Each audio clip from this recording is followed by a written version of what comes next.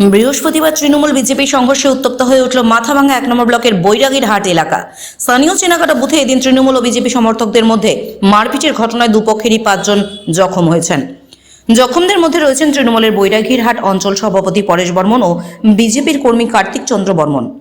দুজনেই মাথাভাঙ্গা মহকুমা হাসপাতালে চিকিৎসাধীন। প্রাথমিক চিকিৎসার পর বিজেপি কর্মী সুশীল বর্মন, দিলীপ বর্মন ও গজেন বর্মনকে হাসপাতাল থেকে ছেড়ে দেওয়া হয়েছে।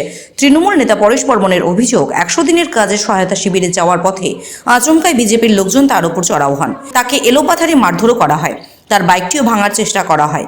ভোটের আগে এলাকা উত্তপ্ত করার জন্য পরিকল্পিতভাবে বিজেপির লোকজন তার উপর হামলা চালিয়েছে। এই ব্যাপারে থানায় লিখিত অভিযোগ দায়ের করা হবে তিনি জানান। অন্যদিকে বিজেপির কোচবিহার জেলা কমিটির সদস্য দীনেশ বর্মনের অভিযোগ, রবিবার সম্মেলন উপলক্ষে দলের কয়েকজন কর্মী এলাকায় প্রচার চালাচ্ছিলেন ও চাঁদা তুলছিলেন। সে সময় তৃণমূলের লোকজন হঠাৎ তাদের উপর হামলা চালায়, একজনের বাইক ভাঙচুরও করা হয়। দীনেশের দাবি, বিজেপির কর্মসূচিতে দিনকে দিন ভিড় বাড়ায় তৃণমূল আতঙ্কিত, তাই হামলা চালানো হয়েছে। এ ব্যাপারে থানায় লিখিত অভিযোগ দায়ের করা হচ্ছে বলেও তিনি জানান। তবে ইতিমধ্যেই গোটা ঘটনার তদন্ত শুরু করেছে মাথাভাঙ্গা থানার পুলিশ। আজকের ঘটনা হচ্ছে বৈরাগীরহাটে আমাদের একটা সহায়তা একটা ক্যাম্প আমরা করতেছি। সেই ক্যাম্প খোলার জন্য বা ছেলেপেলেদের নিয়ে বসার জন্য আমাদের যে গ্রামে পঞ্চায়েত সদস্য বিরতি বর্মন এবং সুবীর বর্মন তার হাজব্যান্ড, তার বাড়িতে আমি যাই। যাওয়ার সময় ওখানে কিছু বিজেপির দুষ্কৃত আচ্ছাদিত কিছু দুষ্কৃতী, তারা কিছু সশস্ত্র অস্ত্রশস্ত্র নিয়ে সেখানে জমায়েত ছিল, সেটা আমার জানা ছিল না। আমি দেখেই আমার উপরেই অতিরিক্ত হামলা, রাস্তার উপরে হামলা দেওয়ার পরে আমার বাইকটাকে ভাঙার চেষ্টা করে এবং আমাকে মারার চেষ্টা করে। সে মারতে গিয়ে মাথায় যখন মারে তখন আমি হাতটা দিয়ে মারতে গিয়ে আটকাতে গিয়ে আমার পায়ে এই হাতে লাগছে, বুকে লাগছে, পায়ে লাগছে এবং কিছু মার আমাকে যখন দেয় তখন আশপাশের লোক ছিল না, তখনই আমি মোটামুটি একটা সেন্সলেসের মতন হয়ে যাই। পরে আমাকে ওখানকার পাড়ার লোক এবং আমার পঞ্চায়েত সদস্য যে হাজব্যান্ড, তারা হয়তো আমাকে হসপিটালে নিয়ে আসে।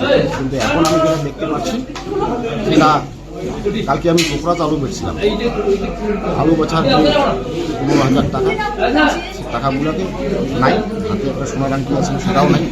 কিন্তু ওরা সশস্ত্র বাহিনী, মানে কাউকে কি চিনতে পারছে? হ্যাঁ, চিনতে আমি পেয়েছি। কারা? দিলীপ বর্মন, বিকাশ বর্মন, আমি এই দুজনকে চিনছি। আরও যারা 7-8 জন ওরা ছিল, তো 8-10 জন হবেই, কিন্তু তাদের নামটা আমি জানি। কেন আপনার উপরে এই হামলা চালানো হলো? আমি একটা তৃণমূল কংগ্রেসের অঞ্চলের দায়িত্বে আছি, সহসভাপতি। বিজেপিরা জানে আমাদের সাথে ওরা রাজনৈতিকভাবে লড়াই করে পাচ্ছে না, এই জন্য আমাদের নেতা কর্মীদের উপর কিছু আক্রমণ করে দেবে। ওই 100 দিনের টাকার জন্য যে সহায়তা কেন্দ্র, সেই সহায়তা কেন্দ্রে কেন্দ্রে নয়, কেন্দ্রে যাওয়ার জন্য। আচ্ছা, যাওয়ার পথে যাওয়ার জন্য আমি পঞ্চায়েতকে গিয়ে বলতেছি যে কেন্দ্রে আমাদের যেতে হবে, চলেন। সেই সময় আমাদের হামলা রাস্তার উপর। আচ্ছা, আপনার নাম? আমার নাম পরেশ চন্দ্র বর্মন। কোন দায়িত্বে আছে? বৈরাগীরহাট অঞ্চল তৃণমূল কংগ্রেসের সহসভাপতি। সকাল 10:30 নাগাদ আমাদের পাশের 69 নম্বর বুথের বুথ সভাপতি গজেন্দ্রনাথ বর্মন এবং তপশিলি মোর্চার মণ্ডল সভাপতি দিলীপ বর্মন এবং বুথ কর্মী কার্তিক বর্মন, সুশীল বর্মন, এনারা বেরিয়েছিল যে আগামী রবিবার বুথ সম্মেলন করবে ভারতীয় জনতা পার্টি। সেই উদ্দেশ্যে এনারা বাড়ি বাড়ি গিয়ে চাল টাকা সংগ্রহ করতেছে, এই সম্মেলনের জন্য কালেকশন করতেছে। এই খবর পেয়ে যেমন তৃণমূলের যে হারমাদ বাহিনী, পরেশ বর্মন, পিন্টু বর্মন, সুধীর বর্মন, বিষ্ণু বর্মন, কার্তিক বর্মন, এরা এসে এদেরকে অতর্কিতে আমাদের 4 কর্মীকে আক্রমণ করে এবং সাথে দিলীপ বর্মনের সাথে যে বাইকটা ছিল বাইকটা ভেঙে দেয় এবং তাদের ভীষণভাবে মারধর করে এবং দিলীপ বর্মনের এবং রক্তপাত হয়। তারপরে সুশীল বর্মনের পায়ে দারুণভাবে আঘাত লাগে, গজেন্দ্র বর্মনেরও আঘাত লাগে, কার্তিক বর্মনের আঘাত লাগে। বিজেপি তৃণমূলের যেটা অভিযোগ, যে 100 দিনের টাকা যে ফেরত দেওয়া হবে তার জন্য যে সহায়তা কেন্দ্রে যাওয়ার পথেই আপনাদের দলীয় কর্মী সমর্থক যারা রয়েছে তারা লাঠি সোটা এবং অস্ত্রশস্ত্র নিয়ে তাদের উপর আক্রমণ করে। না, এটা টোটালি মিথ্যে কথা।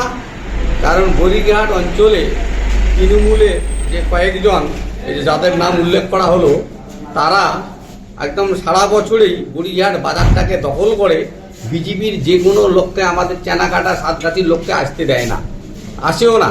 হ্যাঁ, এবং গতকাল আমাদের একটা বুথ সম্মেলনের বালাহাট হয়েছিল, সেখানে মোটামুটি 40 জন বুথের সমর্থকরা উপস্থিত ছিল, ভালোভাবে বুথ সম্মেলন হয়, এই খবরটা তার কাছে যায়।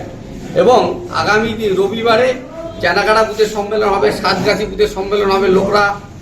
লোকের যে সমর্থন তাদের কাছ থেকে চলে যাচ্ছে বলে তারা ভীত সন্ত্রস্ত হয়ে